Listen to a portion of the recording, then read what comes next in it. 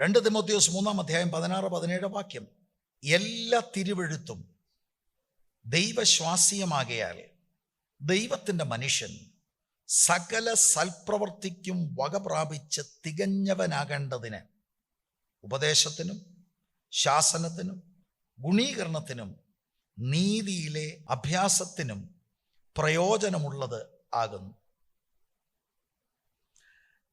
ഇതിനോടകം ഇതിൻ്റെ പശ്ചാത്തലം ദൈവമക്കൾക്കറിയാമെങ്കിലും അതൊന്ന് റിഫ്രഷ് ചെയ്യുവാനായിട്ട് ഞാൻ ചില കാര്യങ്ങൾ ആമുഖമായി പറയാം. അപ്പോസ്തലനായ പൗലോസിൻ്റെ വിടവാങ്ങൽ ദൂതാണ് 2 തിമോത്തിയോസിൻ്റെ ലേഖനം. ഒരു റോമൻ കാരാഗ്രഹത്തിൽ അദ്ദേഹം കിടക്കുകയാണ്.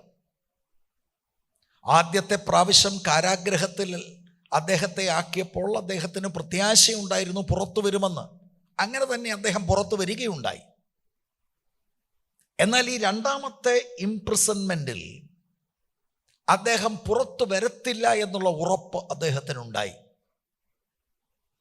അങ്ങനെ അദ്ദേഹം സ്ഥാപിച്ച എഫെസോസ് സഭയിൽ പിൻകാലങ്ങളിൽ ശുശ്രൂഷകൻ ആയ അദ്ദേഹത്തിൻ്റെ നിജപുത്രനായ തിമോത്തിയെ ധൈര്യപ്പെടുത്തുവാനായി പൗലോസ് എഴുതിയ ലേഖനമാണ് 2 തിമോത്തി.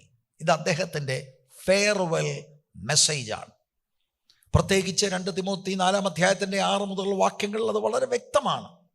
ഞാനൊരു പാനീയ യാഗമായി ഒഴിക്കപ്പെടുന്നു എന്നും എൻ്റെ നിര്യാണകാലം അടുത്തിരിക്കുന്നു എന്നൊക്കെ പറയുമ്പോൾ അദ്ദേഹം മുൻപിൽ മരിക്കുമെന്നുള്ളത് അദ്ദേഹം കാണും. എന്നാൽ വളരെ പ്രത്യാശയോടെയാണ് താൻ ആ കാരാഗ്രഹത്തിൽ ആയിരിക്കുന്നത്. ഈ സഭ പൗലോസ് സ്ഥാപിച്ച സഭയാണ്. അപ്പോസ്തല പ്രവർത്തികൾ എന്ന ചരിത്ര പുസ്തകത്തിൽ അതിൻ്റെ 19-20 അധ്യായങ്ങൾ പരിശോധിച്ചാൽ എഫെസോസ് സഭ പൗലോസിൻ്റെ 3ാം മിഷണറി യാത്രയിൽ അദ്ദേഹം അത് സ്ഥാപിച്ച ചരിത്രം വൈദ്യനായ ലൂക്കോസ് അവിടെ രേഖപ്പെടുത്തിയിട്ടുണ്ട്. 20-ാം അധ്യായത്തിൻ്റെ 31-ാം വാക്യത്തിൻ്റെ 2ാം ഭാഗത്തിലേക്ക് വരുമ്പോൾ, ഞാൻ 3 സംവത്സരം രാപ്പകൽ ഇടവിടാതെ കണ്ണുനീർ വാർത്തും കൊണ്ട് ഓരോരുത്തന് ബുദ്ധി പറഞ്ഞു തന്നത് ഓർത്തുകൊള്ളുവീൻ. എഫെസോസിൽ 3 വർഷം ദൈവത്തിൻ്റെ ആലോചന അദ്ദേഹം ഒട്ടും മറച്ചു വെക്കാതെ ശക്തമായി പ്രചരിപ്പിച്ചു. 27-ാം വാക്യത്തിലേക്ക് വരുമ്പോൾ, ദൈവത്തിൻ്റെ ആലോചന ഒട്ടും മറച്ചു വെക്കാതെ ഞാൻ മുഴുവനും അറിയിച്ചു തന്നിരിക്കുന്നുവല്ലോ. അങ്ങനെ ഒരു അപ്പോസ്തലനാണ് പോൾ. ആ സഭ പ്ലാൻ ചെയ്യുക മാത്രമല്ല, ദൈവത്തിൻ്റെ ആലോചന വളരെ കൃത്യമായി 3 വർഷം അദ്ദേഹം അവിടെ ആയിരുന്ന സമയത്ത് പഠിപ്പിക്കുകയുണ്ടായി. ഈ 20-ാം അധ്യായത്തിൻ്റെ സന്ദർഭം എന്ന് പറയുന്നത്, അദ്ദേഹം എഫെസോസിൽ നിന്ന് പോകാൻ തയ്യാറെടുക്കുകയാണ്. മിലത്തോസ് ദ്വീപിൽ അദ്ദേഹം അവിടെയുള്ള അസിസ്റ്റൻ്റ് മൂപ്പന്മാരായി വാർത്തെടുത്ത ആളുകളെ വിളിച്ചുകൊണ്ട് അവരോട് അന്തിമമായിട്ടുള്ള ഫെയർവെൽ പറയുന്ന ഒരു അധ്യായമാണ് 20-ാമത്തെ അധ്യായം. അതിൻ്റെ 29 മുതൽ 31 വരെയുള്ള വാക്യങ്ങളിൽ ആ പ്രദേശത്ത് നിന്ന് അപ്പോസ്തലൻ പോകുമ്പോൾ ഒരു മുന്നറിയിപ്പ് അവരോട് പറഞ്ഞു. ഇതൊക്കെ ഇന്ന് നമ്മൾ ധ്യാനിക്കുന്ന 2 തിമോത്തി 3-ാം അധ്യായവുമായിട്ട് വളരെ ബന്ധമുണ്ട്. എന്താണ് മുന്നറിയിപ്പ്? ഞാൻ പോയ ശേഷം ആട്ടിൻകൂട്ടത്തെ ആദരിക്കാത്ത കൊടിയ ചെന്നായ്ക്കൾ നിങ്ങളുടെ ഇടയിൽ കടക്കും എന്ന് ഞാൻ അറിയുന്നു. ഒരു ദൈവിക നടത്തിപ്പ് നിയോഗം വെളിപ്പാട് അദ്ദേഹത്തിനുണ്ടായി. സഭയിൽ നിന്ന് അദ്ദേഹം പോകുകയാണ്. പോയി കഴിയുമ്പോൾ ഇതിനകത്ത് ദുരുപദേശകർ കയറുമെന്നുള്ള അരുളപ്പാട് അദ്ദേഹത്തിനുണ്ടായി. അത് ദൈവസഭയിലെ മൂപ്പന്മാരെ അറിയിക്കുകയാണ്.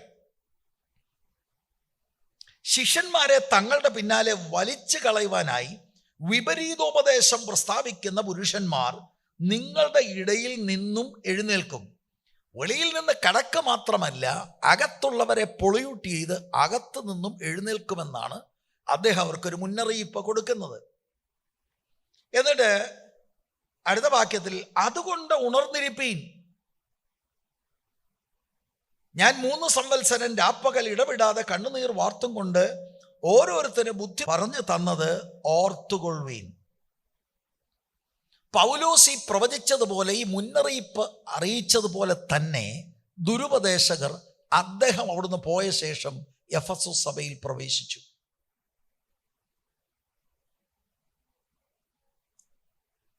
ഫോൾസ് ടീച്ചേഴ്സ് അവിടെ കടന്നു വന്നു. അതുകൊണ്ട് ആ പശ്ചാത്തലത്തിലാണ് തിമോത്തിയെ ഒന്ന് ധൈര്യപ്പെടുത്തി അദ്ദേഹം എഴുതുകയാണ്. പൗലോസിനെ പോലെ തിമോത്തി അത്രയും ശക്തനല്ല. അതുകൊണ്ട് പോൾ അദ്ദേഹത്തെ പറഞ്ഞു മനസ്സിലാക്കുകയാണ്, ഈ ദുരുപദേശകരുടെ വെല്ലുവിളി കണ്ടുകൊണ്ട് ക്ഷീണിച്ചു പോകാതെ ഉത്സാഹത്തിൽ നിൽപ്പാനായി അദ്ദേഹം പ്രബോധിപ്പിക്കുകയാണ്. അദ്ദേഹം തിമോത്തിയോട് പറയുന്നുണ്ട്, ഇതിൽ ചിലര് മാനസാന്തരപ്പെടാൻ സാധ്യതയുണ്ട്, അതുകൊണ്ട് അവരെ പഠിപ്പിക്കണം സാവധാനത്തിൽ. പക്ഷെ ചിലര് മാനസാന്തരപ്പെടത്തില്ലെന്ന് അദ്ദേഹം പറയുന്നുണ്ട്. അങ്ങനെയുള്ളവരെ വിട്ടൊഴിയുക എന്നൊരു നിർദ്ദേശമാണ് പൗലോസ് പറയുന്നത്. ഈ വായിച്ച 3-ാം അധ്യായത്തിൻ്റെ 16-17 വാക്യത്തിൻ്റെ ഇമ്മീഡിയറ്റ് പശ്ചാത്തലത്തിലേക്ക് ഞാൻ നിങ്ങളുടെ ശ്രദ്ധ തിരിക്കാം. ഞാനിപ്പോൾ അതിൻ്റെ ബാഹ്യമായ ഒരു വിശാല കോണ്ടെക്സ്റ്റാണ് പറഞ്ഞത്. പോളാണ് ഈ സഭ സ്ഥാപിച്ചത്. പിൻകാലങ്ങളിൽ തിമോത്തി അവിടെയായി. 3 വർഷം ദൈവവചനം അപ്പോസ്തലൻ നേരിട്ട് പഠിപ്പിച്ച സഭയാണ്. പക്ഷെ 3 വർഷത്തിന് ശേഷം അദ്ദേഹം അവിടെ വിട്ടുപോകുമ്പോൾ ഒരു മുന്നറിയിപ്പ് അറിയിച്ചു, ദുരുപദേശകർ ഇതിനകത്ത് കടക്കും, നിങ്ങളുടെ ഇടയിൽ നിന്നും ആളുകൾ എഴുന്നേൽക്കും. അത് അക്ഷരാർത്ഥത്തിൽ അതുപോലെ തന്നെ സംഭവിച്ചു. ജാഗ്രത പുലർത്തണമെന്നാ പറഞ്ഞേച്ചു പോയത്. ജാഗ്രത വേണ്ട നിലയിൽ പുലർത്താത്തത് കൊണ്ടായിരിക്കാം ഉപദേശപ്പിശകുള്ള ആളുകൾ ദൈവസഭയുടെ അകത്ത് കടന്നു. Price the Lord.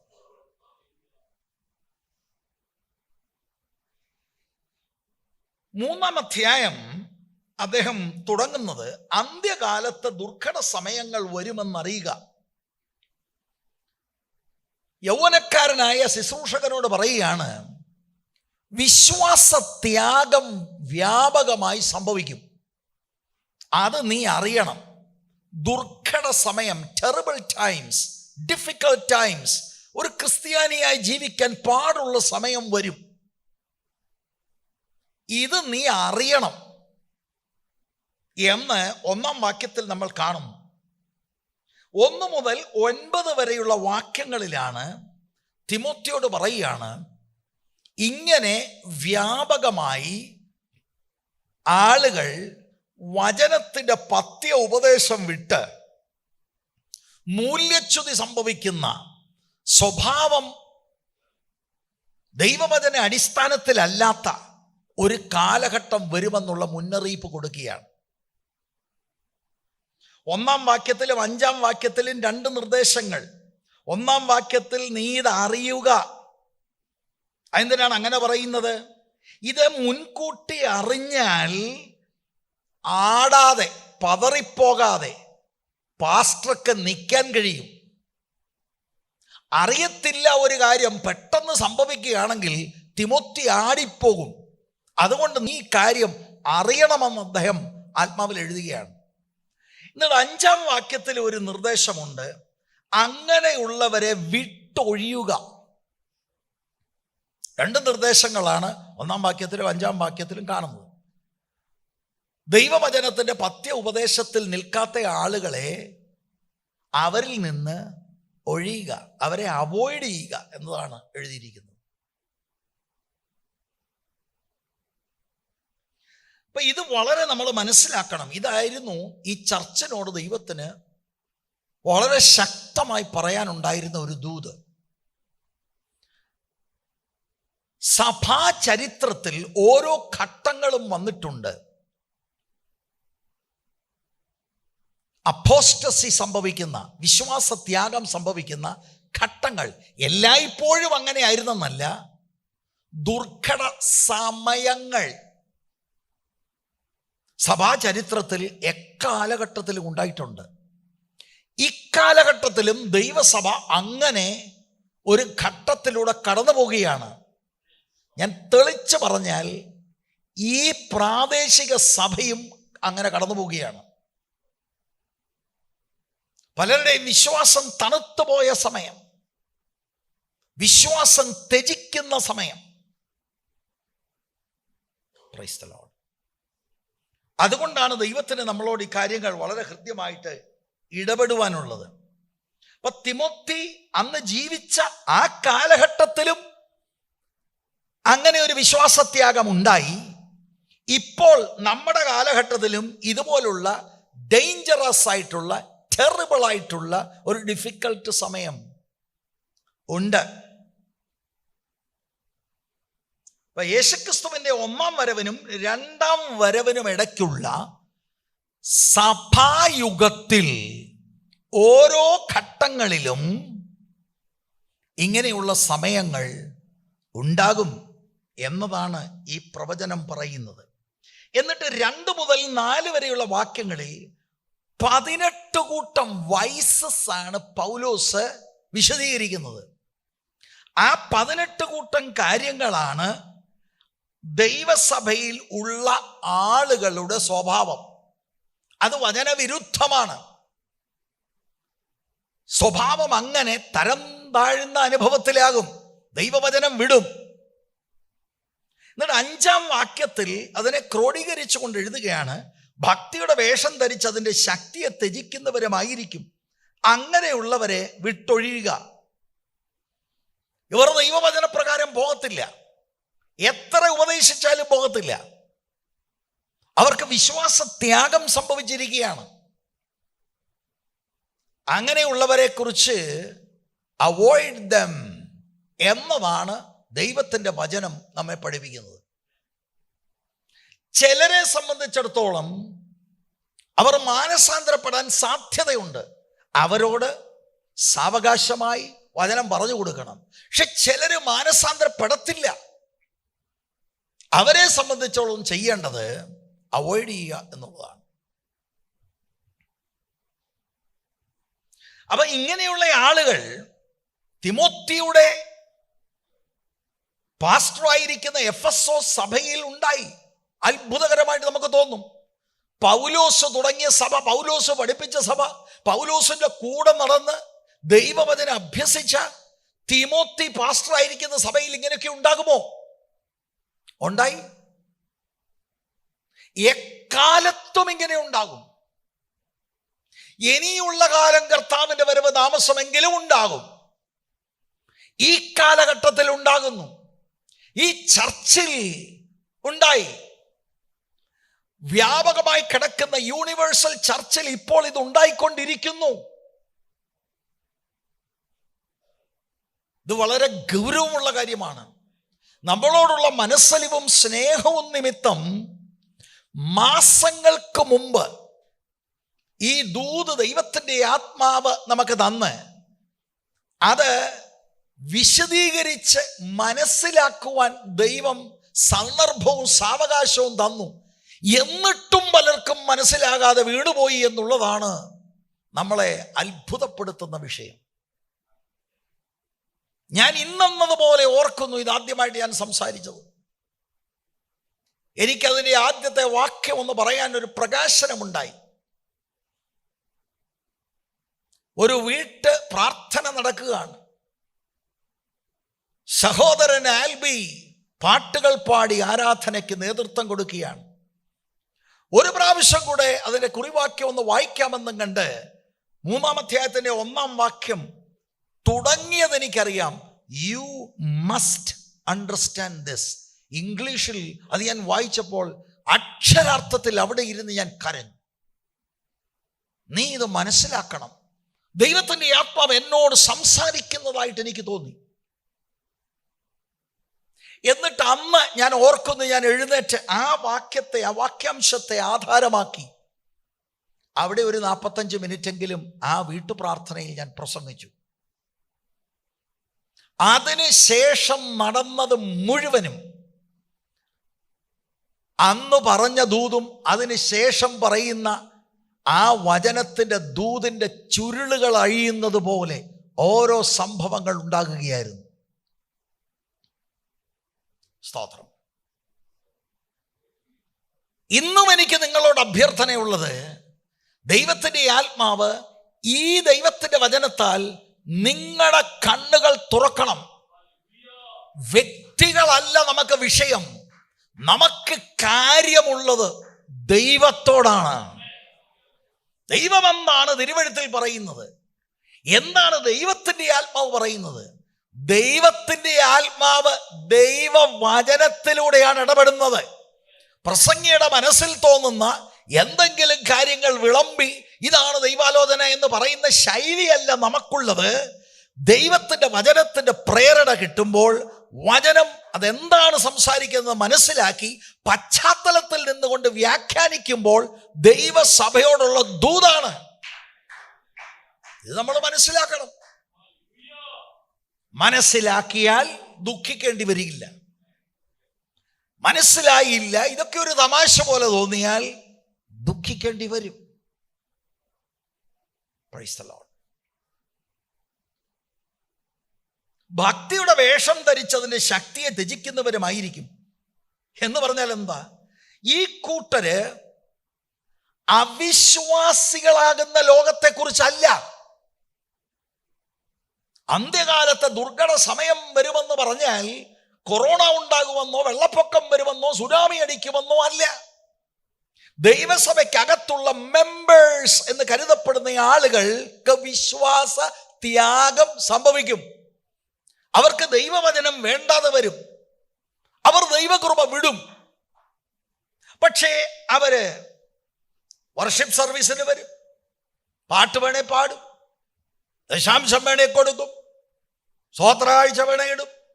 ഇതെല്ലാം മുറയ്ക്ക് നടക്കുമ്പോഴും ഹൃദയത്തിൻ്റെ കണക്ഷൻ ദൈവവുമായിട്ടുള്ളത് വിച്ഛേദിക്കപ്പെടുന്ന അനുഭവം അന്ത്യകാലഘട്ടത്തിൽ ഉണ്ടാകും.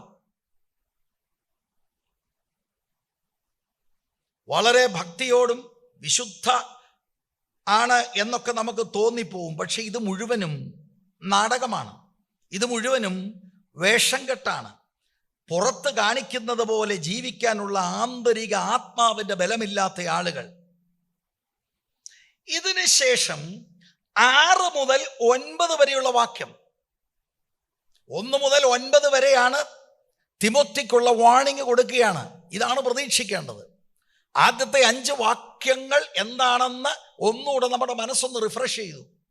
6 മുതൽ 9 വരെയുള്ള വാക്യങ്ങളിൽ പൗലോസ് പറയുകയാണ്, ഇങ്ങനെയുള്ള കൂട്ടത്തിൽ നിന്ന്, ഈ ഭക്തിയുടെ വേഷം ധരിച്ച് ശക്തിയെ ത്യജിക്കുന്ന വചനം വിട്ടുപോയവരുടെ കൂട്ടത്തിൽ നിന്ന് ചില നേതാക്കന്മാര് പുറത്തു വന്ന് വീടുകളിൽ നൂണ് കയറി പെണ്ണുങ്ങളെ സ്വാധീനിക്കുമെന്ന് പച്ചക്കെഴുതി വച്ചിരിക്കുകയാണ്. അപ്പൊ ഈ കൂട്ടത്തിൽ നിന്ന് കുറെ ആളുകൾ ദൈവസഭയിലുള്ള ആളുകളെ ക്യാൻവാസ് ചെയ്യും. അതുകൊണ്ടാണ് 5-ാം വാക്യത്തിന്റെ 2-ാം ഭാഗത്തിൽ അങ്ങനെയുള്ളവരെ വിട്ടൊഴിയുക എന്നൊരു നിർദ്ദേശം കൊടുത്തിരിക്കുന്നത്. വിട്ടൊഴിഞ്ഞില്ലെങ്കിൽ പിന്നെയും അവരുടെ സംസാരത്തിനും അവരുടെ ക്യാൻവാസിങ്ങിനും നമ്മുടെ ചെവി കൊടുത്താൽ നാം പിടിക്കപ്പെടും, ട്രാപ്ഡ് ആകും.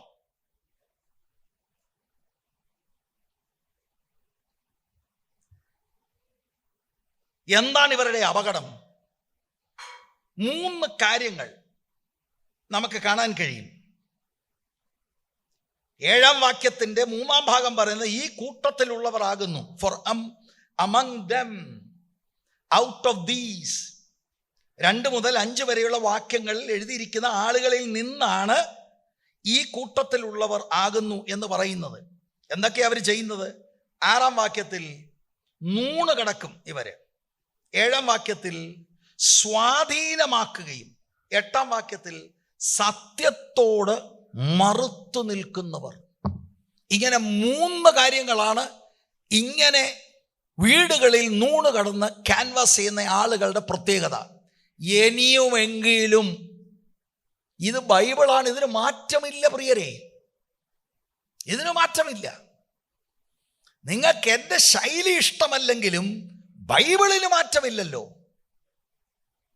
ബൈബിൾ വാക്യങ്ങൾ കുറിക്കുക.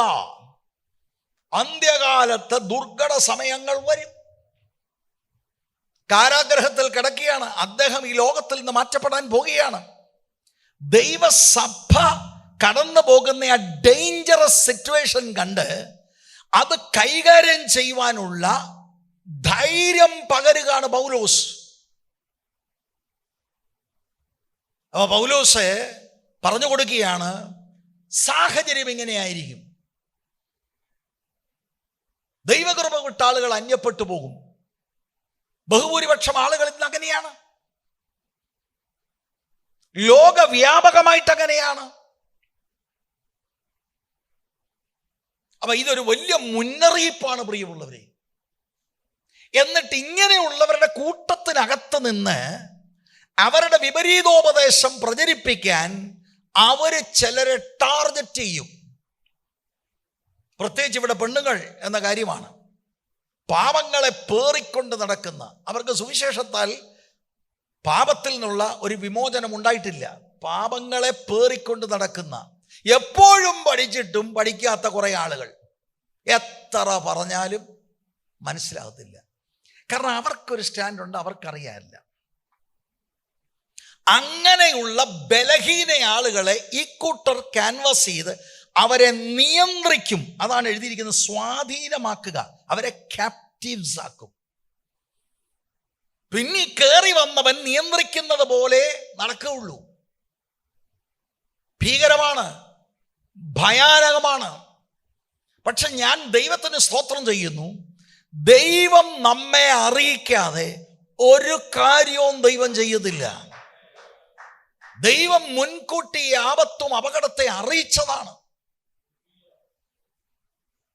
വ്യക്തിപരമായി ഞാൻ ചില ഇടങ്ങളിൽ ചെന്ന് പരാജയങ്ങളെക്കുറിച്ച് നേരിട്ട് പറഞ്ഞതാണ്. Price the Lord. ആളുകളെ ചിന്തിക്കുന്നത് മറ്റെവിടെയെങ്കിലും പോകുന്ന പോലെ ഇതിങ്ങനെ അങ്ങ് പോവുക. അങ്ങനെയല്ല, അങ്ങനെയല്ല.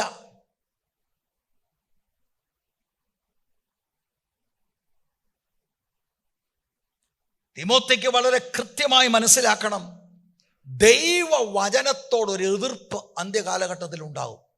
ഇവർ സത്യത്തോട് മറുത്തു നിൽക്കുന്നവർ. എന്നിട്ട് 10 മുതൽ 17 വരെയുള്ള വാക്യങ്ങളിലെ നിർദ്ദേശം, ഈ വിശ്വാസത്യാഗത്തെ തിമോത്തി തോൽപ്പിക്കണം. സാഹചര്യം എങ്ങനെയാണ്? ഇതൊരു കുത്തൊഴുക്ക് പോലെ പോവുകയാണ്. ഈ കുത്തൊഴുക്കിൽ ഉപദേശിയും പോവുകയല്ല, അദ്ദേഹം നേരെ നിൽക്കണം. നേരെ നിൽക്കണം. അതെങ്ങനെ നിൽക്കാൻ കഴിയുമെന്നുള്ളതിന് 3 നിർദ്ദേശങ്ങളാണ് 10 മുതൽ 17 വരെയുള്ള വാക്യങ്ങൾ. അന്ത്യകാലഘട്ടത്തിൽ എങ്ങനെയാണ് തിമോത്തി പിടിച്ചു നിൽക്കേണ്ടത്? എങ്ങനെയാണ് ഈ നിലവിൽ പൊങ്ങി വരുന്ന വിശ്വാസത്യാഗത്തെ തിമോത്തി തോൽപ്പിക്കേണ്ടത്, പിടിച്ചു നിൽക്കേണ്ടത്? 10 മുതൽ 13 വരെയുള്ള വാക്യങ്ങൾ ഞാൻ വായിക്കുന്നില്ല. അനുഗ്രഹീതരായ ദൈവഭയമുള്ള നേതൃത്വത്തോട് ചേർന്ന് നിൽക്കണം.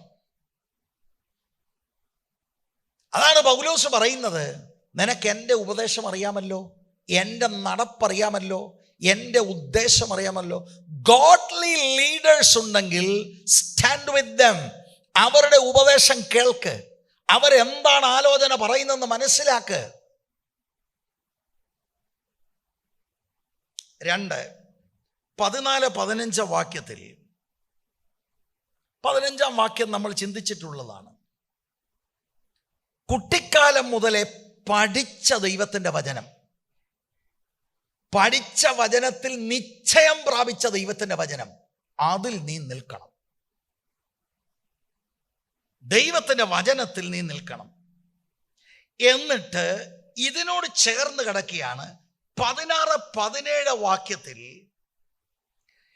ദൈവത്തിൻ്റെ വചനമാണ് നിന്നെ ശക്തീകരിക്കുന്നത്, ശുശ്രൂഷയ്ക്ക് നിന്നെ സജ്ജമാക്കുന്നത്. അപ്പൊ ശരിക്കും 14 മുതൽ 17 വരെയുള്ള വാക്യങ്ങളിൽ കാലഘട്ടത്തിൽ നീ വചനം വിടരുത്, വചനത്തിന് വേണ്ടി നീ നിൽക്കണമെന്നുള്ളതാണ് ആലോചന. ഇവിടെ ഇന്ന് കടന്നു വന്നിരിക്കുന്നവരോട് എനിക്ക് പറയാം, പശ്ചാത്തലം പിന്നെയും ഞാൻ പറഞ്ഞു, കാര്യം നിങ്ങൾക്ക് മനസ്സിലായി. ദൈവത്തിൻ്റെ മാറ്റമില്ലാത്ത വചനത്തിൽ അടി ഉറച്ച് നിന്നെങ്കിൽ മാത്രമേ ഈ ദുഷ്ടകാലത്ത് പിടിച്ചു നിൽക്കാൻ കഴിയൂ. അല്ലെങ്കിൽ ഈ ലോകത്തിൻ്റെ കുത്തൊഴുക്കിനൊത്ത് നാമും നമ്മുടെ തലമുറകളും പോകുവാനിടയായിത്തീരും. ദൈവത്തിൻ്റെ വചനത്തിൽ നിൽക്കുക എന്ന് പറഞ്ഞാൽ വചനം എന്താണ് പറയുന്നതെന്ന് നന്നായി പഠിക്കണം. ആ ആലോചന നമുക്ക് മനസ്സിലാകുമ്പോൾ അതിൽ നമ്മുടെ ജീവിതം അർപ്പിക്കണം. അതനുസരിച്ച് നാം നമ്മുടെ കുടുംബജീവിതം, നമ്മുടെ കുഞ്ഞുങ്ങളുടെ ജീവിതത്തെ നയിക്കാനായി പ്രേരിപ്പിച്ച് അവരെ അതിനായി നമ്മൾ സജ്ജമാക്കണം. അല്ലെങ്കിൽ സ്വസ്നേഹം നമ്മളിൽ ഉണ്ടാകും, ദ്രവ്യാഗ്രഹികളാകും, വമ്പ് പറയുന്നവരാകും, മാതാപിതാക്കളെ ബഹുമാനിക്കാത്തവരാകും. 10-18 കൂട്ടം കാര്യങ്ങൾ പറഞ്ഞതെല്ലാം അത് നമ്മുടെയും ജീവിതത്തിൻ്റെ ഭാഗമാകും. നമുക്ക് പിടിച്ചു നിൽക്കാൻ ഒക്കത്തില്ല. ദൈവവചനമാണ് ഇതിൻ്റെ സീക്രട്ട്. വേറെ ഒന്നും വേണ്ട. The word of God. ആ ദൈവവചനം രക്ഷിക്കപ്പെട്ടവരിൽ നൽകപ്പെട്ടിരിക്കുന്ന പരിശുദ്ധാത്മാവിൻ്റെ സഹായത്തോടെ വചനം വായിക്കുകയും അതിൽ ഉള്ളടക്കം ചെയ്തിരിക്കുന്ന ആലോചന തിരിച്ചറിഞ്ഞ് അത് ജീവിതത്തിൽ പ്രായോഗികമാക്കാൻ ആത്മാവിൻ്റെ ശക്തിയോടെ നാം ഏൽപ്പിക്കപ്പെട്ടാൽ നമ്മളെ തളർത്താനോ തകർക്കാനോ ഉലകത്തിലെ ഒരു ശക്തിക്കും കഴിയത്തില്ല. It is in the word. ഇത് മാറ്റി വെച്ചാൽ നീയും നിന്റെ തലമുറയും പോക്കാണ്. That's how serious it is. അപ്പൊ 14-15 വാക്യങ്ങൾ നമ്മൾ വായിച്ചതാണ്. പ്രത്യേകിച്ച് അവിടുത്തെ പ്രധാന വിഷയം, ഈ തിമോത്തിക്ക് നല്ലൊരു ട്രെയിനിങ് കിട്ടിയിട്ടുണ്ട്. പൗലോസിൽ നിന്ന് പിൻകാലത്താണ് കിട്ടിയത്. ലോയസിൽ നിന്നും യുനേക്കയിൽ നിന്നും വല്യമ്മയിൽ നിന്നും അമ്മയിൽ നിന്നും കുട്ടിക്കാലം മുതൽ പഴയ നിയമത്തിൽ നന്നായി ട്രെയിനിങ് കിട്ടിയിട്ടുള്ളയാളാണ്. നന്നായിട്ട് ദൈവവചനം പഠിച്ചിട്ടുള്ളയാളാണ് തിമോത്തി. അതിനുശേഷം അപ്പോസ്തലനായ പൗലോസിന്റെ ട്രെയിനിങ്ങിലൂടെ അദ്ദേഹം കടന്നുപോയ ആളാണ്. അത്രമാത്രം ദൈവവചന പരിജ്ഞാനമുള്ളയാളാണ് തിമോത്തി. പോളിന്റെ simple advice, stand in the word. മാത്രമല്ല അദ്ദേഹം എടുത്തു പറയുന്ന ഒരു കാര്യമുണ്ട്, നിന്നെ ദൈവവചനം പഠിപ്പിച്ചവരെ ഓർക്കണമെന്ന്. അതിൻ്റെ അർത്ഥം എന്താണെന്നറിയാമോ? വല്യമ്മയും അമ്മയും അക്കാഡമിക് നോളജ് മാത്രമല്ല പകർന്നത്, അവര് പറഞ്ഞ ദൈവത്തിൻ്റെ വചനത്തിന് ഒത്തവണ്ണം അവര് തിമോത്തിയുടെ മുൻപിൽ ജീവിച്ചൂടെ കാണിച്ചു. പോളും ഇതാണ് പറയുന്നത്, എൻ്റെ ഉപദേശം അറിയാമല്ലോ, എൻ്റെ നടപ്പറിയാമല്ലോ, എൻ്റെ ഉദ്ദേശം അറിയാമല്ലോ, ഈ ഉപദേശത്തിന് വേണ്ടി ഞാൻ കഷ്ടമനുഭവിച്ച നിനക്കറിയാമല്ലോ. ഉപദേശിച്ചതിനനുസരിച്ച് ജീവിതത്തിലൂടെ കാണിക്കുകയും ചെയ്തു. ഇങ്ങനെയാണ് ജീവിക്കേണ്ടതിന്. നീ അത് വിടരുത്, നീ വചനത്തിൽ നിൽക്കണം. Price the Lord, hallelujah. എൻ്റെ പ്രിയപ്പെട്ട സഹോദരിമാരെ, അമ്മമ്മമാരെ, സഹോദരന്മാരെ, അച്ചായന്മാരെ, തട്ടിപ്പ് കൊണ്ടൊന്നും പണി നടക്കത്തില്ല. ഈ ഉരുട്ടിപ്പെരട്ട് പരിപാടി കൊണ്ടൊന്നും ക്രിസ്തീയ ജീവിതം നിങ്ങൾക്ക് പൂർത്തീകരിക്കാൻ ഒക്കത്തില്ല. നിങ്ങൾ തെറ്റിദ്ധരിക്കും നിങ്ങൾ ആത്മീകരാണെന്ന്. നിങ്ങൾക്ക് ആത്മാവുമായിട്ടോ ദൈവവുമായിട്ടോ ക്രിസ്തുവുമായിട്ടോ ഒരിടപാടില്ലാതെ ഈ ലോകത്തിൽ നിന്ന് മാറ്റപ്പെടേണ്ടി വരും. ഇതൊരു മുന്നറിയിപ്പാണ്.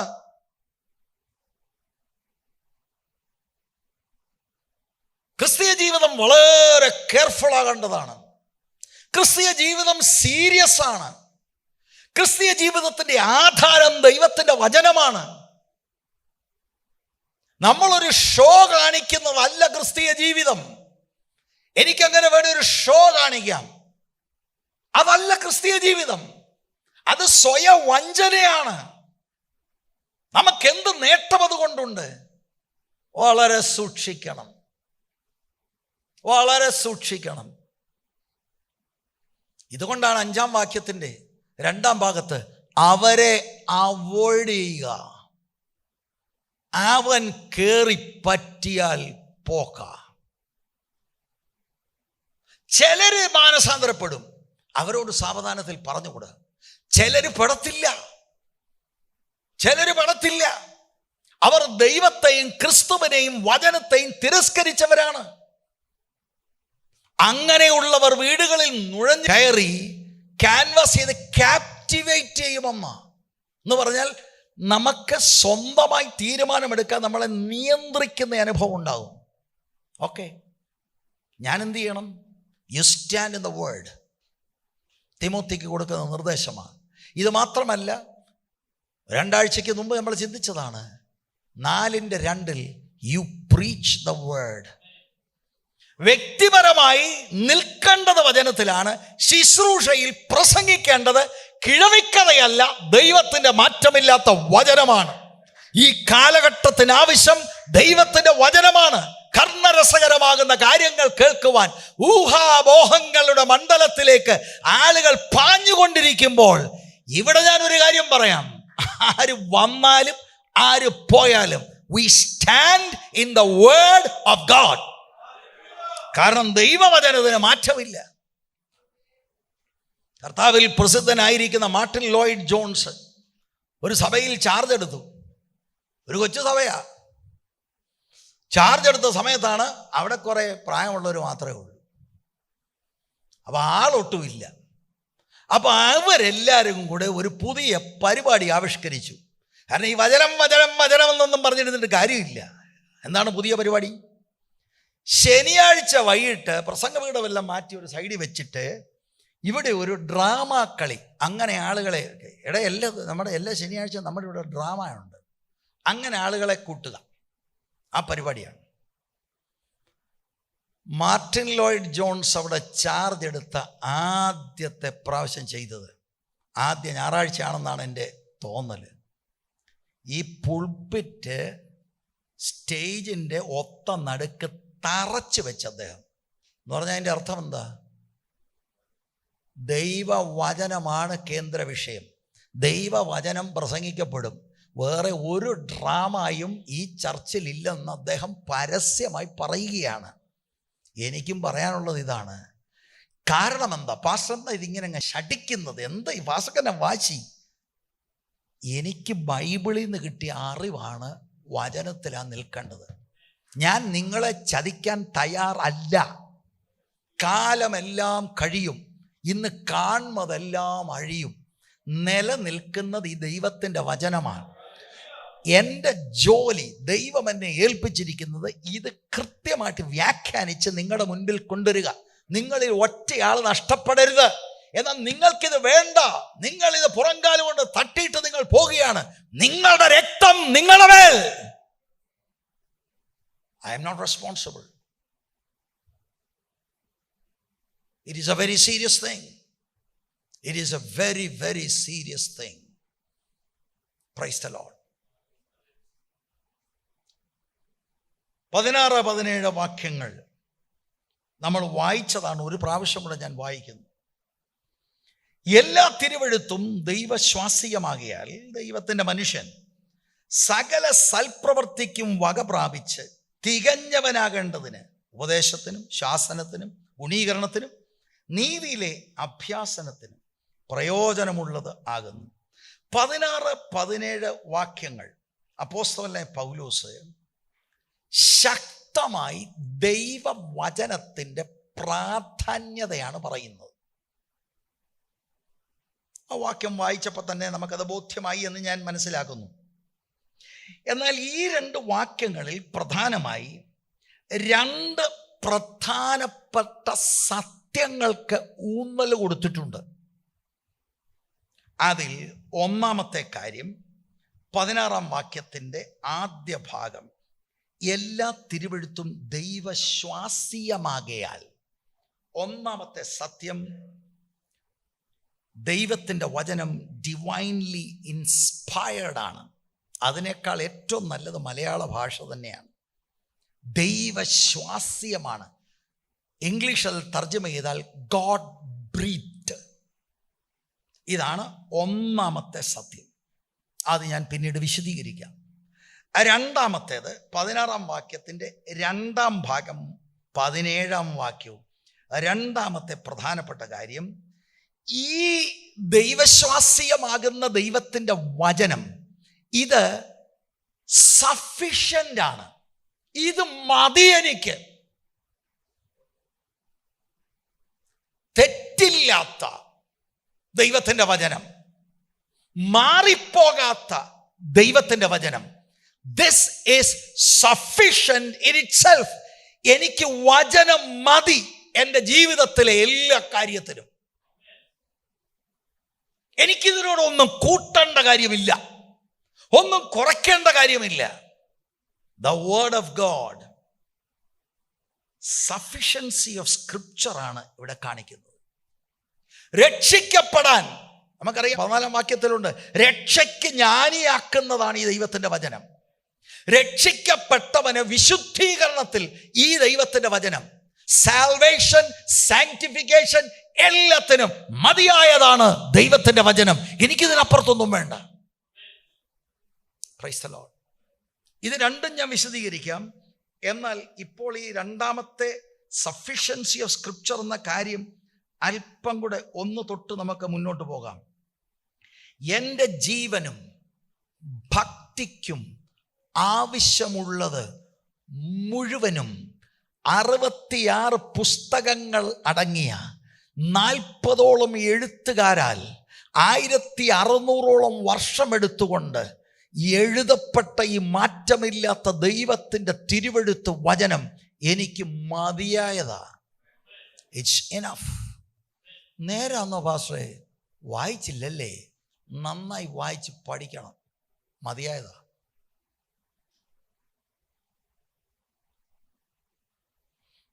Price the Lord. നമ്മുടെ മക്കൾ രക്ഷപ്പെടാൻ ഇത് മതി, വചനം. അപ്പൊ പാസ്റ്റർ കമന്ററികൾ നോക്കുന്നുണ്ടോ? പാസ്റ്റർ തിയോളജിക്കൽ ബുക്സ് വായിക്കുമോ? വായിക്കാറുണ്ട്. ആഹാ, അപ്പൊ അതും വേണ്ടേ? ശ്രദ്ധിച്ച് കേൾക്കണം. അതെന്നെ ഈ പുസ്തകത്തിൻ്റെ വാക്കുകളും വാക്യങ്ങളും മനസ്സിലാകാൻ എനിക്ക് പ്രയോജനമാ. അതല്ല main text. It is the Bible. ആരോ ഒരാൾ എഴുതിയ കമന്ററി അല്ല ബൈബിൾ. ഒരു പുസ്തകവുമല്ല ബൈബിൾ. അതിനകത്തെ ആശയങ്ങൾ ശരിയാകാം, തെറ്റാകാം. മൂലഭാഷയിലെ പുസ്തകങ്ങൾ വായിച്ചാൽ ഈ വേദപുസ്തകത്തിൻ്റെ വാക്കിൻ്റെ അർത്ഥം എന്താണെന്ന് ഗ്രഹിക്കാൻ കഴിയും. അതെല്ലാം ഈ ടെക്സ്റ്റ്, ഈ ബൈബിൾ, ഈ സോഴ്സ് എനിക്ക് മനസ്സിലാക്കാൻ വേണ്ടി നല്ലതാ, അല്ലാതെ ഒന്നിനുമല്ല. ഇതെല്ലാവരും മനസ്സിലാക്കിയിരുന്നോണം. ദൈവത്തിൻ്റെ വചനത്തെ പഠിക്കൂ പ്രിയരെ. വചനം എല്ലാത്തിനും മതിയായതാണ്. ആരാണ് ദൈവം? ഈ ദൈവത്തെ എങ്ങനെ പ്രസാദിപ്പിക്കാൻ കഴിയും? ഈ ദൈവത്തിൻ്റെ മുൻപിൽ മനുഷ്യൻ്റെ സ്ഥിതി എന്താണ്? പാപിയായ മനുഷ്യന് എങ്ങനെയാണ് ദൈവത്തോട് മടങ്ങി ഊഷ്മള ബന്ധത്തിലേക്ക് എത്തുവാൻ കഴിയുന്നത് എന്നിങ്ങനെയുള്ള കാതലായ കാര്യങ്ങൾക്ക് മറുപടി ഈ 66 പുസ്തകത്തിനകത്ത് ദൈവത്തിൻ്റെ ആത്മാവ് രേഖപ്പെടുത്തിയിട്ടുണ്ട്. The scripture is sufficient for me. അല്ലാതെ ഇത് ഫാമിലി പ്രയറിന് ഇരിക്കുമ്പോൾ കോട്ടുവായിട്ടേച്ച് ഒരധ്യായം, ഞാൻ ഡിസംബർ 31 പറഞ്ഞ ഒരധ്യായം വായിക്കാമെന്നും പറഞ്ഞ് ഒരധ്യായം വായിച്ചേച്ച് കിടന്ന് ഉറങ്ങുന്നതല്ല. ഇത് പഠിക്കണം. ഇതാണ് പിള്ളേരെ പഠിപ്പിക്കേണ്ടത്. ജീവിതം എങ്ങനെ നയിക്കണം, ദൈവമാരെ ഈ ദൈവത്തെ എങ്ങനെ പ്രസാദിപ്പിക്കണം, ദൈവത്തെ എനിക്ക് എങ്ങനെ മഹത്വപ്പെടുത്തണം, ദൈവത്തെ എങ്ങനെ ആരാധിക്കണം, ദൈവവചനത്തിന്റെ പ്രാധാന്യത എന്താ, ഇത് കെമിസ്ട്രി പുസ്തകത്തിനകത്തും ഫിസിക്സ് പുസ്തകത്തിനകത്തും കണക്ക് പുസ്തകത്തിനകത്തും കിട്ടത്തില്ല. ഞാൻ അതാ എൻ്റെ പിള്ളേരെ പഠിപ്പിക്കുന്നത്. പിന്നെ പഠിച്ച് പഠിച്ച് പഠിച്ച് പഠിച്ച് പഠിച്ച് പഠിച്ച് പഠിച്ച് പഠിച്ച് അങ്ങോട്ട് പോകും. എങ്ങും പോകില്ല, എങ്ങും പോകത്തില്ല. ഇതാണ് പഠിക്കേണ്ടത്. This is sufficient. Praise the Lord. മറ്റേ സെക്യുലർ എല്ലാം സെക്കൻഡോ തേർഡോ 10th 100ാമതോ ഇട്ടു. This is the first thing. ഇതില്ലെങ്കിൽ ദൈവാലോചന അറിയത്തില്ല. സ്തോത്രം. എന്തിനാ നമ്മൾ ഇത് ചിന്തിക്കുന്നത്? തിമോത്തി, നാടിങ്ങനെ ഓടുമ്പോൾ നീ നടുവേ ഓടുകയല്ല, നീ പിടിച്ചു നിൽക്കേണ്ടത് ദൈവാലോചനയല്ല. It's the word of God. എല്ലാ തിരുവെഴുത്തും ദൈവശ്വാസീയമാണ്. നമ്മൾ ആദ്യത്തെ കാര്യത്തിൽ നിൽക്കാം. Divine inspiration of scripture. എല്ലാ തിരുവെഴുത്തും ദൈവശ്വാസീയമാകിയാൽ 16ാം വാക്യത്തിന്റെ ആദ്യ ഭാഗമാണ്. ഓരോ വാക്കും നിങ്ങൾ ശ്രദ്ധിക്കണം. എല്ലാ, ഇംഗ്ലീഷിൽ ഓൾ വളരെ പ്രധാനപ്പെട്ട ഒരു അഡ്ജക്റ്റീവാണ്. എന്ന് പറഞ്ഞാൽ എന്താണ്? The totality of scripture. ഓരോ അധ്യായവും, ഓരോ പുസ്തകവും, ഓരോ വാക്യവും, ഓരോ വാക്കും ദൈവശ്വാസീയമാണ്. All scripture. അല്ലാതെ ദൈവശ്വാസ്യം ഇത് മുതൽ ഇതുവരെ ഉൽപ്പത്തി ആദ്യത്തെ 11 അധ്യായം ഇല്ലെന്നാ തോന്നുന്നത്. അങ്ങനല്ല. All scripture, all scripture. അല്ലാതെ ചില ഭാഗങ്ങളല്ല, ചില ചിന്തകളല്ല, ചില വാക്കുകളല്ല, ഓരോ വാക്കും.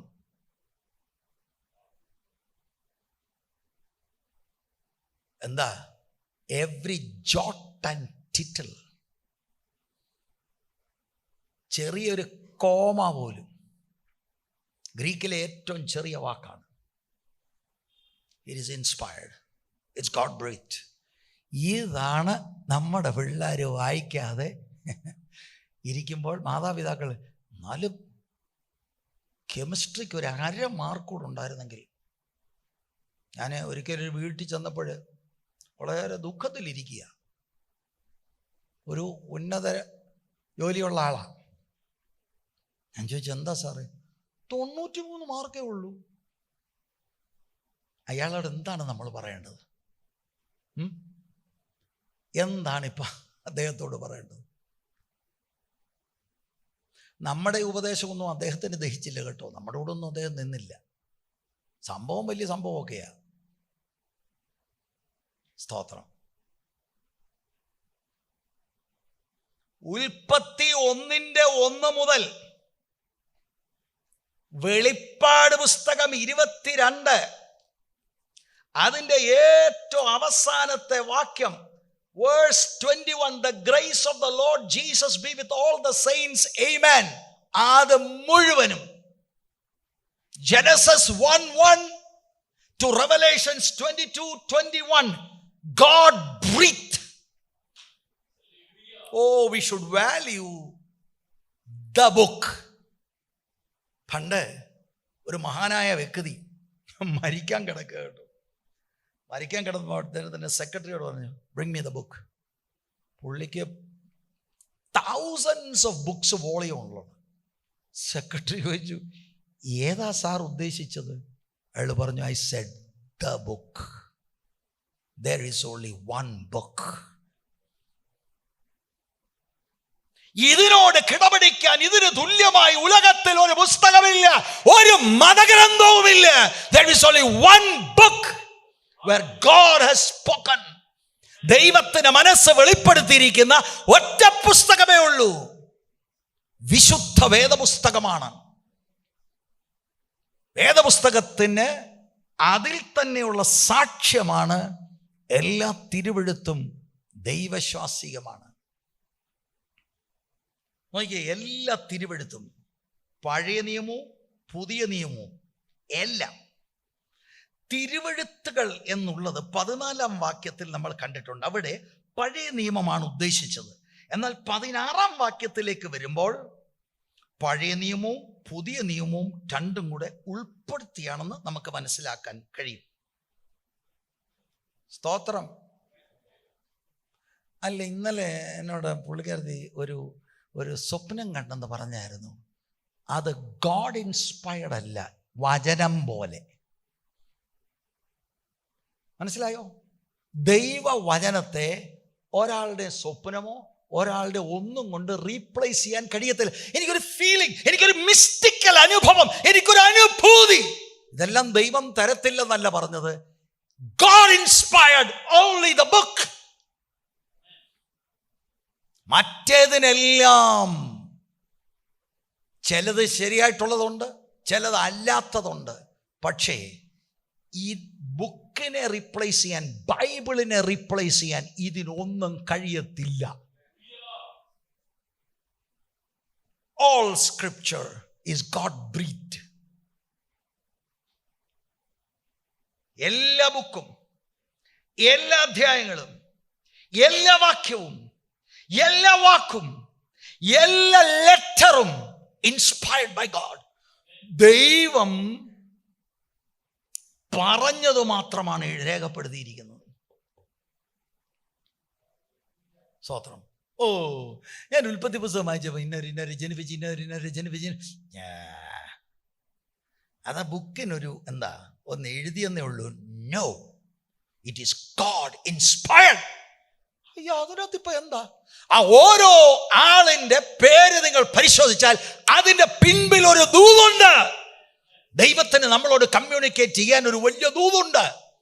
നമുക്കിതറിയാൻ വയ്യാത്തതാണ് നമ്മളത് പോട്ടെ. മത്തായി 1 എന്തവിടെ ജീനിയോളജിക്കകത്ത് അടങ്ങിയിരിക്കുന്ന വലിയ ഗംഭീര ദൂതുകളുണ്ട്. സ്തോത്രം. All scripture is inspired. ഇനി ആ വാക്ക് ശ്രദ്ധിക്കേ, ദൈവശ്വാസീയമാകയാൽ. ഇവിടെ മാത്രമേ ഈ പ്രത്യേക വാക്ക് മൂലഭാഷയിൽ ഉള്ളൂ. തിയോപ്നിയോസ്റ്റോസ് എന്ന പദപ്രയോഗം, ഗോഡ് ബ്രീത്ത്. മലയാളത്തിൽ ഏറ്റവും സൂപ്പറായിട്ടുള്ള തർജ്ജമയായിട്ട് ഞാൻ മനസ്സിലാക്കുക. ഒരു കോമ്പൗണ്ട് വാക്കാണ്, 2 വാക്കുകൾ ചേർത്തുണ്ടാക്കിയിരിക്കുകയാണ്. തിയോസ് എന്ന് പറഞ്ഞാൽ ദൈവം, ന്യൂസ്റ്റോസ് ബ്രീത്ത് ഔട്ട്. എല്ലാ തിരുവെഴുത്തും ബ്രീത്ത് ഔട്ട് എന്ന് പറഞ്ഞാൽ ദൈവത്തിൻ്റെ വായിൽ നിന്ന് വന്നതാണ്. അത് തന്നെയല്ലേ കർത്താവ് പറഞ്ഞത്? മത്തായി 4:4 എന്നാണ് കർത്താവ് പറയുന്നത്. ആവർത്തന പുസ്തകം 8-ാം അധ്യായം 3-ാം വാക്യമാണ് കോട്ട് ചെയ്യുന്നത്. അതിനവൻ മനുഷ്യൻ അപ്പം കൊണ്ട് മാത്രമല്ല ദൈവത്തിന്റെ വായിൽ കൂടി വരുന്ന സകല വചനം കൊണ്ടും ജീവിക്കുന്നു എന്ന് എഴുതിയിരിക്കുന്നു എന്ന് ഉത്തരം പറഞ്ഞു. ജീസസ് പറയുന്നത് കേട്ടോ, this is the inerrant, all sufficient word of God, breathed out by God. ദൈവത്തിന്റെ വായിൽ നിന്ന് വരുന്ന വചനം. ഇതാണ് മക്കളെ പഠിക്കേണ്ടത്. സ്കൂളിലും കോളേജുകളിലും പോകുമ്പോൾ 100,000 ചോദ്യങ്ങളാണ് അല്ലേ? ദൈവത്തിന്റെ വചനത്തിൽ ഇതിന് മറുപടിയുണ്ട്.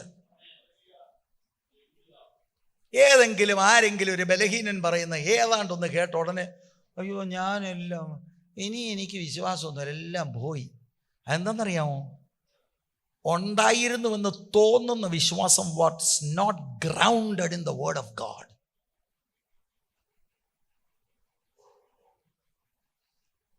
Price the Lord. ഇനി ശ്രദ്ധിക്കണം, ഈ ദൈവശ്വാസീയം എന്നുള്ളത് ശ്രദ്ധിച്ച് കേൾക്കണം. ആദ്യം കുറെ വചനങ്ങൾ ഉണ്ടായിരുന്നു, എന്നിട്ട് ദൈവം അതിന്മേൽ ശ്വസിച്ചു എന്ന അർത്ഥമല്ല.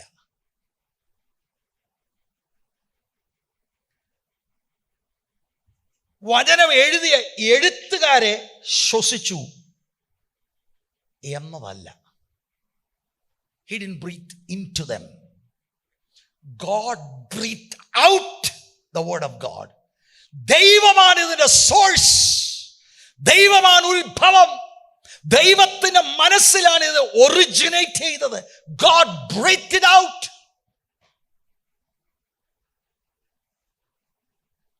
അല്ലാതെ പൗലോസിന് തോന്നി ഏതായാലും ഇന്നൊരു കത്തങ്ങ് എഴുതിയേക്കാം. അപ്പോൾ ദൈവം ചേട്ടാ ഇത് കൊള്ളാമല്ലോ, നല്ല കത്താന്നല്ലോ, എന്നാ പിന്നെ ഊതിയിരിക്കുന്നു. അതല്ല, അങ്ങനല്ല. ഇത് മനസ്സിലാക്കണം. ഇതൊരു ഉപദേശമാണ്. Inspiration of scripture is A doctrine.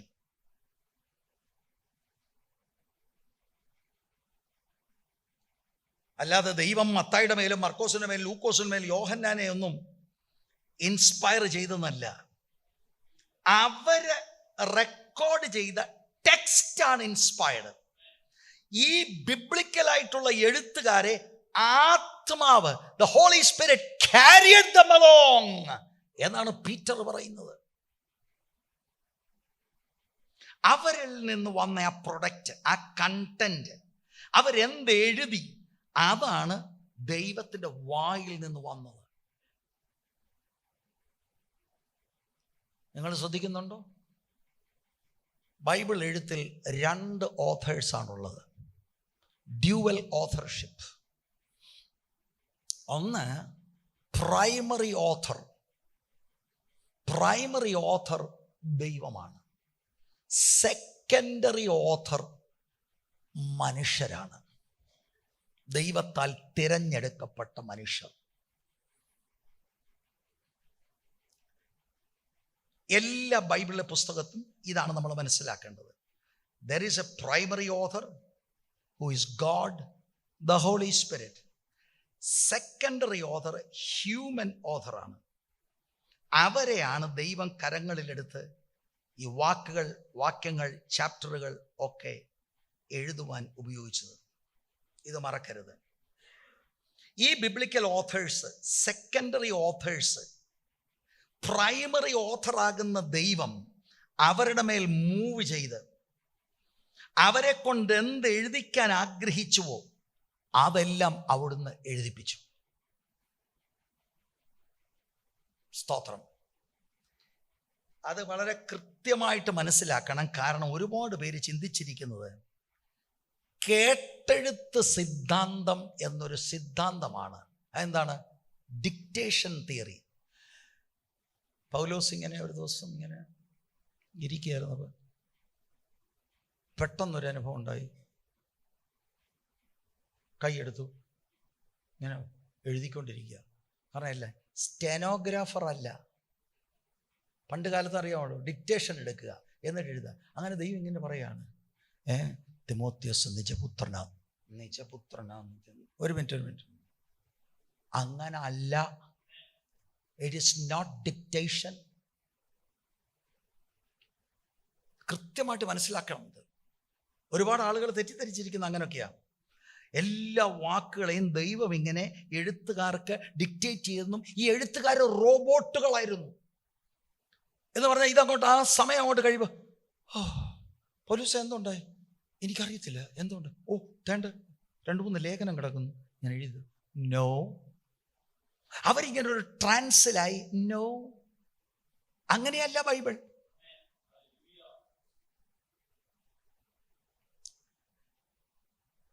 ദൈവം ഡിക്റ്റേറ്റ് ചെയ്തില്ല എന്ന് പറയുമ്പോൾ ഞാൻ പറയുന്നത്, ദൈവം ഈ എഴുത്തുകാരിൽ മേൽ ദൈവാത്മാവ് അവരെ ക്യാരി ചെയ്ത് ദൈവശ്വാസ്യമായ, ദൈവം ആഗ്രഹിച്ച, ദൈവമുറവയായ വാക്കുകൾ അവരെ കൊണ്ട് എഴുതിപ്പിച്ചു. അപ്പോൾ ഇതിനിടയ്ക്ക് ഒരു കാര്യം പറയാം. ചില ഇടങ്ങളിൽ കൃത്യമായി ദൈവം സംസാരിച്ച് മാത്രം എഴുതിയിട്ടുണ്ട്, ഡിക്റ്റേറ്റ് ചെയ്ത് എഴുതിയിട്ടുണ്ട്. ചില കേസുകൾ യഹോവ ഇപ്രകാരം അരുളി ചെയ്യുന്നു എന്ന് പറഞ്ഞ് ചില രേഖകൾ നമുക്ക് കാണാം. പക്ഷെ അതല്ല എപ്പോഴും ഉണ്ടായത്. ആമേൻ. എന്തെങ്കിലും പഠിക്കുന്നുണ്ടോ? ഒരിതില്ല, നമുക്കൊരു ദൂതില്ല. എല്ലാ ദൂതിൻ്റെയും ഇടമാണ് ബൈബിൾ. ബൈബിളാണ് പഠിക്കേണ്ടത്. സ്തോത്രം. എല്ലായ്പ്പോഴും അങ്ങനെയല്ലായിരുന്നു. മിക്കപ്പോഴും, എല്ലായ്പ്പോഴും, ചില അപൂർവ സമയങ്ങളിൽ ഒഴികെ ദൈവത്തിൻ്റെ ആത്മാവ് ദൈവത്താൽ തിരഞ്ഞെടുക്കപ്പെട്ട മനുഷ്യരെയാണ് ഉപയോഗിച്ചത്. അവരുടെ തനതായ പദാവലി അല്ലെങ്കിൽ അവരുടെ യുണീക്ക് വൊക്കാബുലറി, അവരുടെ സ്വന്തം രചനാശൈലി, അവരുടെ ചരിത്ര ഗവേഷണം, അവരുടെ സ്വന്തം ദൃക്സാക്ഷി നിരീക്ഷണങ്ങൾ, മറ്റ് ദൃക്സാക്ഷികളുടെ അഭിമുഖം, ഇതെല്ലാം ഇതിനകത്ത് ഇൻവോൾവ്. ദൈവം, ദ ഹോളി സ്പിരിറ്റ് മൂവ്ഡ്. സ്തോത്രം. ഹല്ലേലൂയ. ഈ ഹ്യൂമൻ ഓതേഴ്സിൽ ദൈവത്തിന്റെ ആത്മാവിന്റെ ചലനം പറഞ്ഞ ഗോഡ് ദ സ്പിരിറ്റ് മുഴുവൻ വർക്കിനെ സൂപ്രിൻറ്റൻഡ് ചെയ്യുകയാണ്. അതുകൊണ്ട് ഒരൊറ്റ തെറ്റുപോലും ബൈബിളിലില്ല. ഒറ്റ തെറ്റുപോലും ഇല്ല ബൈബിളിൽ. ഞാൻ ഈ സംസാരിക്കുന്ന ഒറ്റ തെറ്റിൽ എന്ന് പറയുമ്പോൾ മൂലഭാഷയിൽ.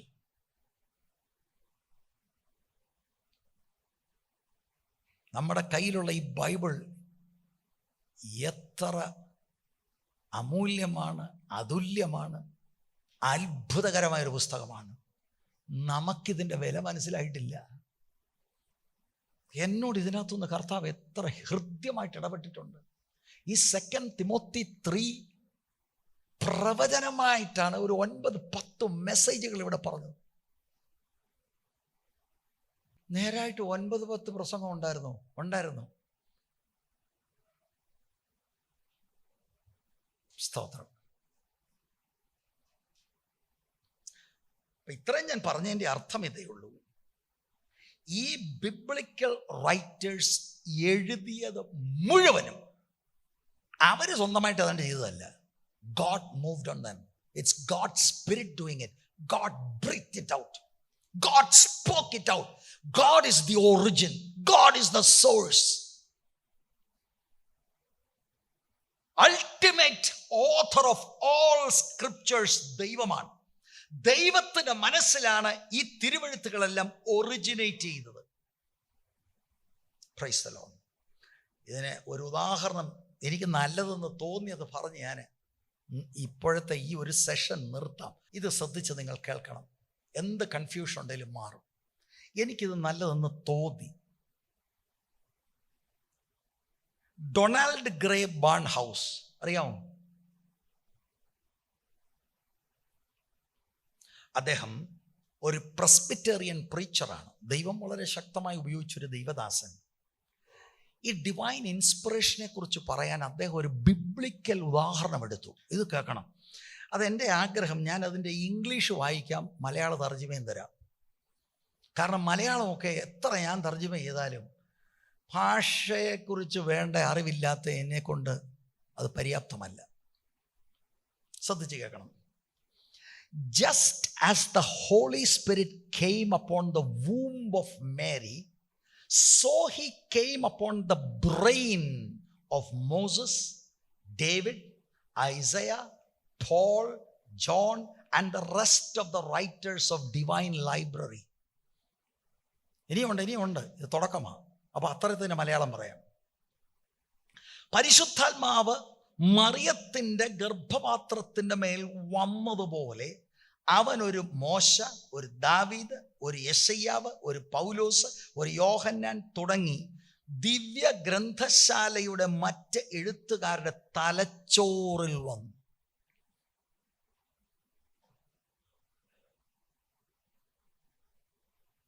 തലച്ചോറിൽ വന്നു എന്ന് പറയുമ്പോൾ ഇനി എന്നോട് ക്വസ്റ്റ്യൻ ചോദിക്കുക, അകത്താന്നോ പുറത്താന്നോ?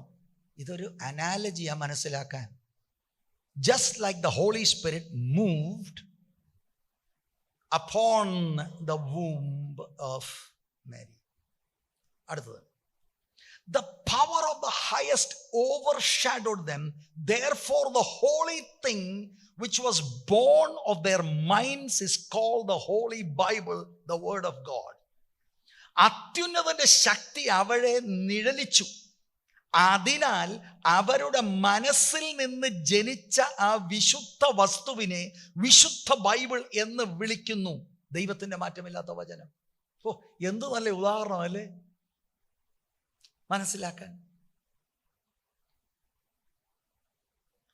അടുത്തത്, The writing of Luke will, of course, have the vocabulary of Luke, and the work of Paul will bear the stamp of Paul's mind.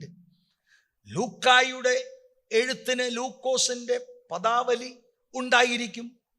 പൗലോസിന്റെ കൃതി പൗലോസിന്റെ മനസ്സിന്റെ മുദ്ര പതിപ്പിക്കും.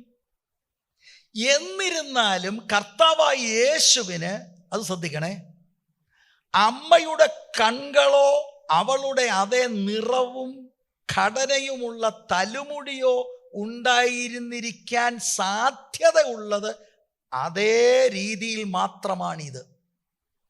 ഉയ്യോടാ, ഇത് ബാൺ ഹൗസിന് മാത്രമേ പറയാൻ കഴിയൂ. I don't know what was the texture of his skin, but possibly he got it from his mom. അല്ലേ, the hair, etc. അത് അദ്ദേഹത്തിൻ്റെ ആ മനസ്സിൽ നമ്മളെ ഒന്ന് പഠിപ്പിക്കാൻ വേണ്ടി അദ്ദേഹം ചിന്തിക്കുകയാണ്. അത്രയും മാത്രം സ്വാധീനമേ ഉള്ളൂ ഒരു പൗലോസിൻ്റെയോ ലൂക്കായുടെയോ ഒക്കെ എഴുത്തുകളിൽ അവരുടെ ഭാഗം.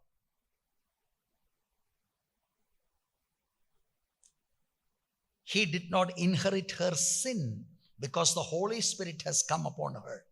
കർത്താവിന് മറിയയുടെ പാപം ലഭിച്ചിട്ടില്ല, നമുക്കതറിയാം. പരിശുദ്ധാത്മാവ് അവളുടെ മേൽ വന്നതിനാൽ അവൻ അവളുടെ പാപങ്ങൾ അവകാശമാക്കിയില്ല.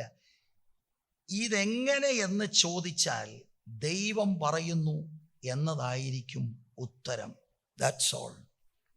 This is how God used the authors.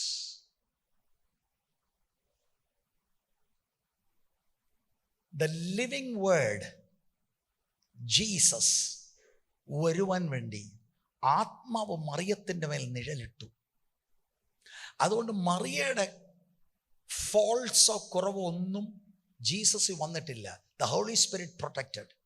ഇതുപോലെ തന്നെ എഴുത്തുകാരുടെ മനസ്സ് ആത്മാവ് വ്യാപരിച്ച് ആത്മാവ് അവരിലൂടെ മാറ്റമില്ലാത്ത വചനം എഴുതി. അവരുടെ ഒരു പാപമോ ഒരു വാക്കോ ഒന്നും ഉണ്ടായിട്ടില്ല. ആത്മാവ് അത് സൂക്ഷിച്ചു. ഇതിനെക്കാട്ടിൽ നമുക്കത് വിശദീകരിക്കാൻ ഒക്കുമോ എന്നുള്ളത് I don't know. Price the Lord. ബൈബിളിൽ മനുഷ്യരുടെ രചനകൾ അവരുടെ ജഡീക മനസ്സിൻ്റെ തെറ്റുകൾ അവകാശമാക്കിയില്ല. കാരണം അവരുടെ രചനകൾ പരിശുദ്ധാത്മാവിനാൽ വിഭാവനം ചെയ്യപ്പെട്ടതും അവരുടെ വീണുപോയ സ്വഭാവത്തിൽ പങ്കുചേരാതെ അവരുടെ വ്യക്തിത്വങ്ങളിൽ നിന്ന് ജനിച്ചതുമാണ്. Price the Lord. അപ്പൊ എന്താണ് ഇന്ന് രാവിലത്തെ ചിന്ത? ദൈവവചനത്തിലേക്ക് മടങ്ങി വാ. കുടുംബങ്ങൾ, വ്യക്തികൾ, ദൈവസഭ വചനത്തിലാണ് ഈ കാലഘട്ടത്തിൽ നിൽക്കേണ്ടത്. ആ 2 വാക്യത്തിൽ നിന്ന് ഒരു കാര്യമാണ് നമ്മൾ ചിന്തിച്ചത്. ഇത് ദൈവശ്വാസീയമാണ്. It is God breath. ഇതുപോലെ ലോകത്തിൽ വേറെ ബുക്കില്ല. നമ്മുടെ മക്കളെയും കൊച്ചുമക്കളെയും പഠിപ്പിക്കേണ്ടത് ഇതാണ്. പക്ഷെ നമുക്കെവിടെയോ തെറ്റുപറ്റി പ്രിയരെ. ഞാനിത് പറഞ്ഞാലും നിങ്ങൾ മാറത്തില്ല. അതെന്താണ്? ലോകം നമ്മളോട് പറഞ്ഞു തന്നു, ഇങ്ങനൊന്നുമല്ല, നിങ്ങൾ വലിയ പുള്ളിയാകണം, അതിനെന്ത് പഠിക്കണം, അതിന് വേറെയൊക്കെ പഠിക്കാനുണ്ട്. പിന്നെ ബൈബിൾ എന്തിനാണ് നമ്മൾ രാവിലെ വായിക്കുന്നത്? അത് മറ്റേത് ശരിക്ക് തലച്ചോറിൽ കയറാൻ വേണ്ടി ഒന്ന് വായിക്കണം. അതിനാ അല്പബുദ്ധിയെ ജ്ഞാനിയാക്കും മോനെ, നീ വായിരടാ. എന്തിന്? കെമിസ്ട്രി കുറച്ചുകൂടെ നമുക്ക് തലച്ചോറിനകത്തോട്ട് കയറണം. അതാണ് നമ്മൾ ഈ ബൈബിളിന് കൊടുത്ത സ്ഥാനം. We have only ourselves to blame. അല്ലേ? സ്തോത്രം. ഞാൻ പറയുന്നത്, എൻ്റെ അഭ്യർത്ഥന, നിങ്ങളൊന്ന് ചിന്തിക്കിങ്ങനെയാണോ ദൈവവചനമെന്ന്. ദൈവശ്വാസീയമെന്നുള്ള വാക്കിൻ്റെ എൻ്റെ വിശദീകരണം വാക്കുകൾക്ക് പരിമിതമായതുകൊണ്ട് ഞാൻ ചില ബാൺ ഹൗസൊക്കെ പറഞ്ഞത് എടുത്ത് തർജ്ജമയൊക്കെ ചെയ്യാൻ നോക്കി. അതല്ലാതെ ബൈബിൾ എന്താണ് പറയുന്നത്? ഗോഡ് ബ്രീത്ത് എന്ന് പറഞ്ഞാൽ God is the origin, God is the source. ശരിക്കും ഇത് വിശ്വസിക്കുന്ന എത്ര പേരുണ്ട്? നിങ്ങൾ വിശ്വസിക്കുന്നില്ല. നോ, ഈ കൈ പൊക്കത്തെന്ന് പറഞ്ഞാൽ അത് നിങ്ങൾ വിശ്വസിക്കുന്നില്ല. വിശ്വസിക്കുമായിരുന്നെങ്കിൽ ഇങ്ങനെ വേറെ ഏതെങ്കിലും പുസ്തകമുണ്ടോ? only one book. ദൈവത്തിൻ്റെ മനസ്സ് വെളിപ്പെടുത്തി ഒരു ബുക്ക്. ഇതാണെന്ന് വിശ്വസിക്കുകയാണെങ്കിൽ ഇതല്ലേ നമ്മളെല്ലാം വായിക്കുകയും പഠിക്കുകയും നമ്മുടെ പിള്ളേരെയും പഠിപ്പിക്കുകയും ചെയ്യേണ്ടത്. പക്ഷെ നമുക്കറിയാം ക്ലീഷ അല്ലെങ്കിൽ ആ റൈറ്റ് വേർഡ് എന്താ? നിങ്ങൾ വിശ്വസിക്കുന്നു, ഹല്ലേലൂയ. നമ്മൾ വെറുതെ പറഞ്ഞതാ. അതുകൊണ്ട് ശാന്തമായി വീട്ടിൽ ചെന്നിരിക്കണം, ഇരുന്നിട്ട് ചിന്തിക്കണം, ശരിയായി ഞാൻ അങ്ങനെ വിശ്വസിക്കുന്നുണ്ടോ? ആ കൺവിക്ഷനാണ് നമ്മുടെ ലൈഫിനെ ശരിയായ ദിശയിലേക്ക് വിടുന്നത്. The conviction that God has given us a book in which He has revealed His word and it is infallible. ഇതിന് മാറ്റമില്ല, ഇതിൽ തെറ്റില്ല, ഇത് സഫിഷ്യൻ്റ് ആണ്. ഇതെൻ്റെ അകത്ത് വന്നാൽ ഞാൻ ഇതുകൊണ്ട് നടക്കുമല്ലോ. സ്തോത്രം.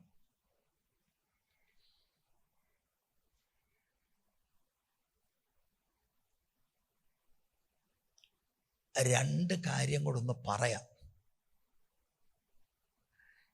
രണ്ട് പ്രധാനപ്പെട്ട വാക്ക്, അല്ലെങ്കിൽ ഞാൻ പറയുന്ന ഒരു വാക്കൊന്ന് ശ്രദ്ധിക്കുക. സമ്പൂർണവും അക്ഷരപ്രകാരവുമുള്ള ദൈവശ്വാസീയത. അതിന് ഇംഗ്ലീഷിൽ പ്ലീനറി വെർബൽ ഇൻസ്പിറേഷൻ തിയറി. ഇതാണ് പൊതുവെ വേർപെട്ട സമൂഹം അംഗീകരിച്ച് സ്വീകരിക്കുന്നത്. എന്ന് പറഞ്ഞാൽ ഇത് വേർബൽ ഇൻസ്പിറേഷനാണ്, പ്ലീനറി ഇൻസ്പിറേഷൻ. വേർബൽ എന്ന് പറഞ്ഞാൽ ഓരോ വാക്കും ദൈവത്തിൻ്റെ വായിൽ നിന്ന് വന്നതാണ്. പ്ലീനറി എന്ന് പറഞ്ഞാൽ ദ ഹോൾ ബുക്ക്. അത് നിങ്ങൾ വിശ്വസിക്കുന്നുണ്ടോ? അപ്പൊ യോനെ തിമിംഗലം വിഴുങ്ങി വിശ്വസിക്കുന്നുണ്ടോ?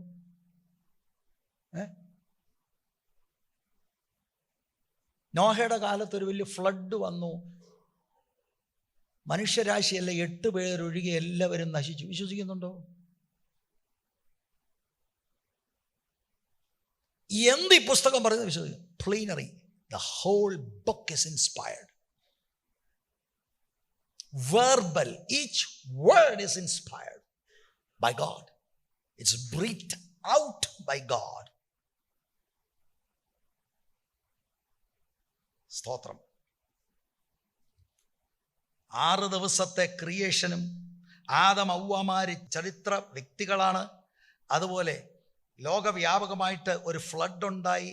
യെരിഹോവിൻ്റെ മതിലുകൾ, എന്താ വാടായി പറയുന്നത്, 7 തവണ മതിലിന് ചുറ്റും കുറച്ചു പേരും നടന്ന് പെട്ടകമുണ്ടെന്ന് നടന്നിട്ട് 7ാം പ്രാവശ്യം 7 തവണ നടന്ന് എല്ലാവരും കൂടെ ഒച്ച വെച്ചപ്പോൾ ഒരു പടുകൂറ്റൽ മഴ. നിങ്ങൾ വിശ്വസിക്കുന്നുണ്ടോ? അത് ഞാൻ വിശ്വസിക്കുന്നു. എന്താണ്? God said it. Did you see it, Pastor? No, I didn't see. I don't need to see. God said it. I believe it. നിങ്ങൾ വിശ്വസിക്കുന്നുണ്ടോ? ഇങ്ങനെ ദാനിയേൽ സിംഹഗുഹയ്ക്കകത്തിട്ടു, സിംഹങ്ങളെല്ലാം കൂടി ഇങ്ങനെ അവിടെ ഇരിക്കും. ഒന്നും ദാനിയേലിനെ ചെയ്തില്ല. എന്തോ പാസ്റ്റർ ഇത്, എന്താന്ന് നിങ്ങൾ നിങ്ങളോട് ചോദിക്കുക. I believe it because every word is inspired. ഓരോ ഉപമകളും ഓരോ പാസേജും ഓരോ ഡിസ്കോഴ്സും ഓരോ മിറക്കിളും എല്ലാം ദൈവം സംസാരിച്ചതാണ്. It is God's word. അതുകൊണ്ട് എന്നെ കേട്ടുകൊണ്ടിരിക്കുന്ന കുഞ്ഞുങ്ങളൊക്കെ ഓർത്തോണം, തെറ്റുകളിൽ അകപ്പെട്ടു പോകരുത്. തെറ്റുകളിൽ അകപ്പെട്ടു പോകരുത്. Praise the Lord. എന്ത് കാര്യവും ഇവിടെ ഒരു അപ്പോളജിയ ഗ്രൂപ്പുണ്ട്. ആരെങ്കിലും ഏതാണ്ട് പറഞ്ഞു എന്നാൽ അതാ ശരി, അതല്ല ശരി. ബൈബിള് പറയുന്ന ശരി. ശരി അന്വേഷിക്കണോ? It's in the scriptures. ഈ വചനം പഠിക്കുവാൻ തീരുമാനത്തോടെ പോകണം. അല്ലെങ്കിൽ നമ്മളെക്കാട്ടി വലിയ ഫൂള് വേറെയില്ല. അത് ഈ ചർച്ചിൽ ഒരാൾ ദൈവവചനം പഠിക്കാത്തതുണ്ടെങ്കിൽ വേറെ ആരെയും നമ്മൾ ബ്ലെയിം ചെയ്യണ്ട. You have only yourself to blame. അന്ത്യകാലത്ത് തിമോത്തി നീ എന്ത് ചെയ്യണം? മനുഷ്യൻ സ്വസ്നേഹിയും ദ്രവ്യാഗ്രഹിയും വമ്പ് പറയുന്നവനും ഭക്തിയുടെ വേഷം ധരിച്ച് ശക്തിയെ ത്യജിക്കുന്ന ഒരു കാലഘട്ടത്തിലും ഉപദേഷ്ടാക്കന്മാർ പോലും ദുരുപദേശം പറയുന്ന കാലഘട്ടത്തിൽ നീ എന്ത് ചെയ്യണം? ദുരുപദേശത്തെ തിരിച്ചറിയാൻ you be a student of the Bible. വ്യക്തിപരമായ ജീവിതം നേരെ ചൊവ്വെ ജീവിക്കാൻ you be a student of the Bible.